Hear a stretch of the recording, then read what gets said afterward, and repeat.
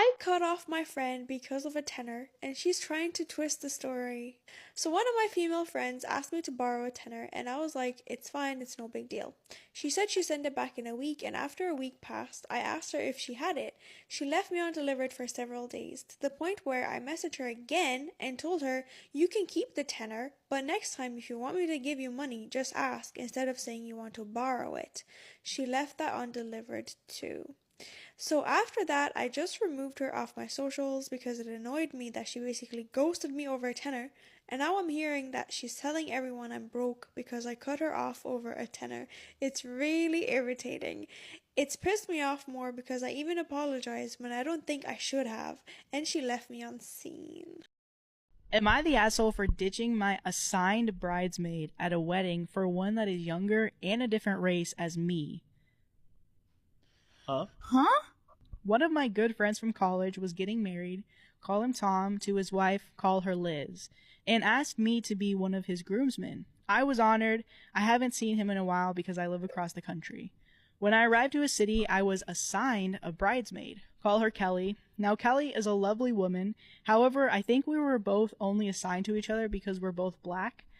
Liz starts telling me that we are both single and perfect for each other, but there is nothing to indicate that at all besides us being black. I should add as well that Liz has a lot more bridesmaids than Tom has groomsmen. The first night, the entire wedding party went out, and it became clear that Kelly wanted to hook up. I was not into her at all, so I kindly turned her down. She then starts interrogating me as to why, and I try to give her a generic reason, but she starts listing off all of the reasons why we're so perfect together. I ended up saying that I don't do the whole short-term type thing, and that we both live in completely different states, so there's no future here. She ends up cooling off, but then tells me that she respects me more for that and that I'm a stand-up guy and the type of guy that she's looking for. So it attracted her more? What? Yes. You told me you didn't like me. That makes me hot. want you. That's hot. I'm a glutton for rejection. During the rest of the time we were there, one of the unmatched bridesmaids, call her Jen, starts messaging me privately and we hit it off. The next day, the wedding ceremony goes well. We have the reception and me and Kelly do our entrance together and then dance together for a bit. And after a while, I go to the bar and Jen and I start to dance. And at this point, Kelly is giving me dirty looks. Oh, Kelly! Girl, come on now. Stand up! Stand up. On your feet. I just ignore it and continue having a good time. All is going well until when I'm at the bar, Kelly and Liz confront me and start saying that me dancing with Jen is inappropriate. They start saying that she's too young for me and that it looks creepy. For your information, I am 32 and she's 24, about to turn 25. I'm like, oh, it's okay. Me and Jen are just friends. Liz at this point is angry with me and starts saying that Jen is in college, she's doing her master's, and that this is her wedding and she doesn't want to see that. And then Kelly starts saying that I must have a fetish for white women. At this point, I realize that there is no logical argument here that I can make. I tell Kelly and Liz that I really enjoyed the wedding, but that I need to go to bed early for my flight the next day. The use of the word fetish was Crazy. uncalled for. That was crazy. Wait a minute. I leave and go up to my hotel. 15 minutes later, Jen leaves early. 5 minutes after Jen came up, we both get kicked out of the wedding party chat. I later find out from Tom that Kelly was crying her eyes out and that it messed up the night for Liz as well. He told me that he isn't mad at me because he told Liz from the start that Kelly isn't going to be my type, but instead Liz really wanted to set Kelly up. At this point, I feel terrible that I made it so Liz was not able to enjoy her night. As for Kelly, I just wish she got that no means no. Am I the asshole? Am I the asshole for moving out when my parents asked me to pay rent? No. I, 23, am the oldest of 5 siblings, and I am a full-time student. I also have a part-time job in my field, but when I complete my degree, my employer will take me on full-time. I make enough for my part-time job to pay for school and put money aside. My siblings range from 20 to 10. Both of our parents work full-time. I've taken on a lot of the responsibilities for keeping everything running in the house. I do the grocery shopping, the laundry, as well as making suppers and doing meal prep so everyone has lunches ready to take every day. I also get all my siblings to do their part with regards to household chores. For example, my youngest brother is responsible for feeding and walking the dogs. So I make sure there is dog food in the storage, and poop bags on the leash. My dad works very long hours, and my mom works 9 to 5 at a hard job. Over Christmas, I had a chance to buy a PS5 for myself, so I did. The rest of the family is still using a shared PS4. I keep mine in my room, and I do not share. My parents started fielding complaints from my oldest brother about how I made so much money and I don't share the things that I buy myself for. Totally true. So they had a talk with me where they brought this up. I pointed out how much of the household work I did, and they said that it wasn't fair that I was earning so much money without contributing. They told me how much they expected from me. I went to my room and did the math. If I gave them what they wanted, I would have about $800 left over. If I dropped a couple of classes next semester, I could go to almost full-time hours with my employer, and it would only be one more year until I graduated with my second degree. But I could afford my own place, and I would have way more free time and disposable income. I packed up and I moved out. Everything I owned fit in my car. I stayed at an Airbnb for 2 weeks until I could get everything sorted with an apartment, school, and work. It was great. I'm not going to lie, I may have gone a little overboard on Tinder. I couldn't have any women over to my house.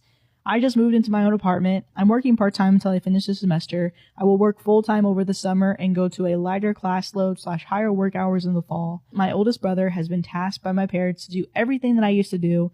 His chores have been split up with the other 3. They're all pissed at me for moving out. My parents are upset that I left them in the lurch.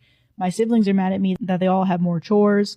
My oldest brother is especially salty because he has no free time to see his girlfriend and she isn't allowed in the house when my parents aren't home. I'm enjoying my free time. I bought myself a plant from IKEA.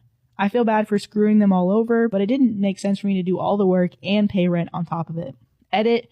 All the chores were split fairly. I wasn't doing any more than anyone else. I thought it was fair until they also asked me for money as well. Am I the asshole? Am I the asshole for taking back my nephew's Christmas present and giving it to my son? My sister and I have always had a strained relationship.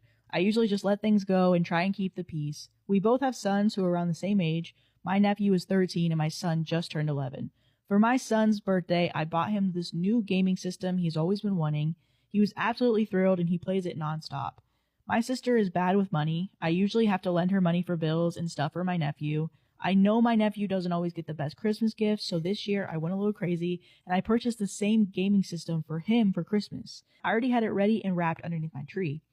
Yesterday, my sister came to visit. My son asked me if they could go play video games. I said yes and reminded them to be careful. About 30 minutes later, my son comes running to me crying. I asked him what was wrong and he led me to the front hall. And when we got to the stairs, I see the new system smashed on the floor. Someone had thrown it from upstairs and it was now smashed to pieces. I asked my son what happened and he sobbed and pointed at his cousin. I asked my nephew if he did this and he started to laugh. He said that it was a stupid baby toy and that he saw people break them online. My sister came in and I told her what happened. I explained that this was an expensive system and that her son needs to be disciplined for what he did. I told her I wanted her to pay for what her son broke. She laughed and said no. She said I shouldn't have let them play unsupervised, that it was my fault and that I am a bad parent. She said my son will get over it and that it's not important.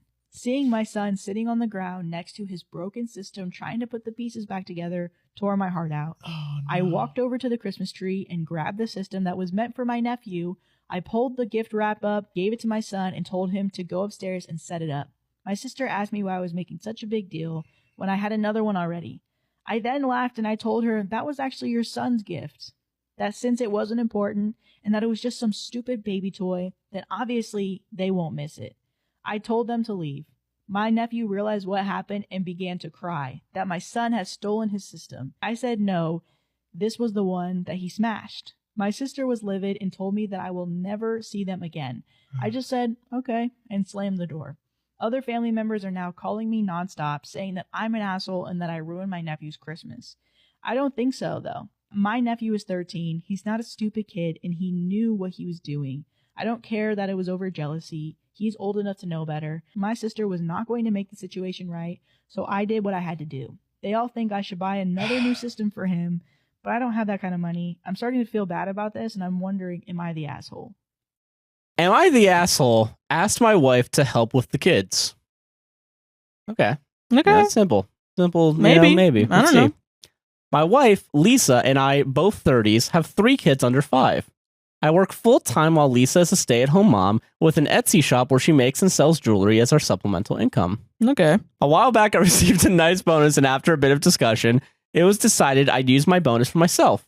I managed to stay within budget, but I booked myself a 2-week vacation to Hawaii. That's so stupid of you. Of You're course, ridiculous. Of course, this meant Lisa had the kids at home full-time while I was gone. For 2 weeks, 3 children under 5. When I returned, Lisa was exhausted, and I initially agreed to take the kids for the afternoon on Saturday so she could have some time to herself and unwind. For one afternoon? One afternoon. My cousin ended up inviting us to a barbecue the same day, Holy and my shit. cousin is one of my best friends, and I knew other childhood friends would be there. Lisa wasn't sure about going, but I told her everyone would be happy to see her and the kids, plus I'd watch them so she can relax and have a drink or two.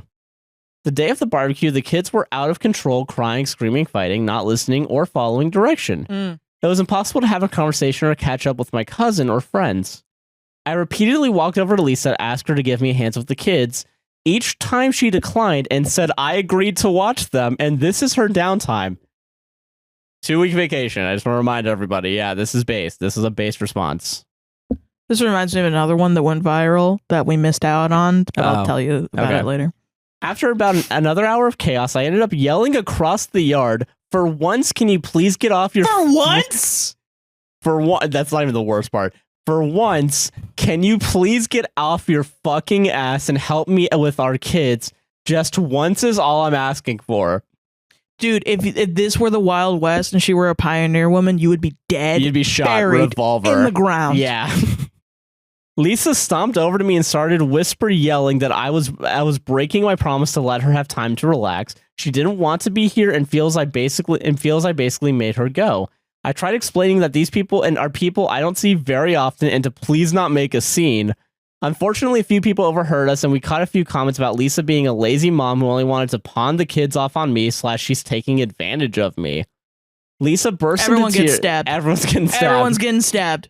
Lisa burst into tears and yelled at the people standing nearby that made the comments for them to all go to hell, told me to basically fuck myself, took the car and left. Yeah. She returned a few hours later to pick me and the kids. We didn't speak to each other on the drive home.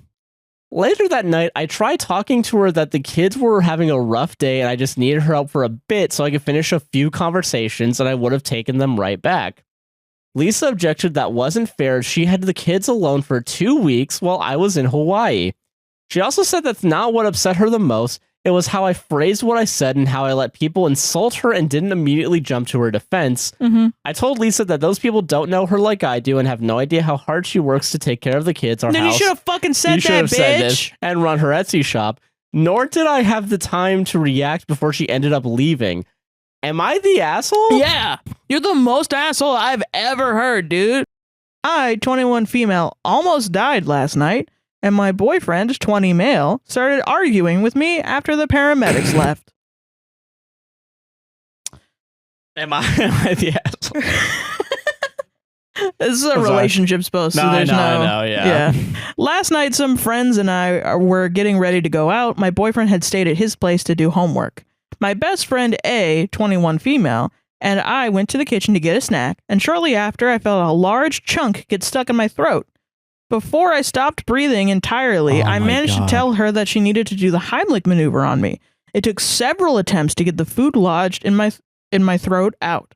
I couldn't breathe for at least 15 seconds. That is a long time. Jesus Christ, that's horrifying. Yeah, we both have first aid certifications, so A started evaluating me after telling our other friends to go home. Oh, thank God. Okay, I know. that's Once good. I read that, I was like, holy shit. Thank Christ. Yeah. I was still feeling something in my throat and was very dizzy, so we agreed that we should call my boyfriend to get him over here in case I needed to go to the hospital. It took him 25 minutes to get here. He lives 5 minutes away. What? Wait. Oh, no. In the end, she called 911 because I was starting to pass out. Holy shit. My boyfriend got to my place right before the paramedics did and looked like a deer in headlights. He kind of just sat away from us, not saying anything. The 911 operator had instructed A to monitor me closely and stay with me to ensure I was still breathing properly, as I was having issues. When the paramedics arrived, she asked my boyfriend if he could open the door for them, but ended up getting up and going herself because he again was barely responsive. Jesus. I mean, I get being like panicked, but like this is like can't going do you can't- anything. Yeah, what the fuck? Like, dude, luckily everything ended up fine and I didn't need to go to the hospital. That's good. Okay. After the paramedics left and it was just us, my boyfriend started persistently asking if I was mad at him, that he was sorry and felt like a really bad boyfriend. Like, just a lot of emotional unloading. Obviously, I was traumatized, and the last thing I needed was to have to validate his emotions and comfort him that I wasn't mad at him. He started arguing with both me and saying lots of people choke on things, parentheses, question mark. What? People are choking all day. They choke every day. Like, what the hell? What the fuck? Yeah. And that A hadn't properly communicated the seriousness of the situation, parentheses, she 100% had. Yeah. He also said that I couldn't have expected him to show up right away as he was finishing stuff he had to do. I kind of ripped into him despite my throat being sore and went to bed. He kept asking as I was trying to sleep if I was mad at him. Oh my god. We've been dating for 3 years. I don't know what to make of this. So you gotta stop dating him. Too long didn't read. I literally almost died. My boyfriend started emotion dumping and arguing with me about how it wasn't his fault that he didn't understand the severity of the situation.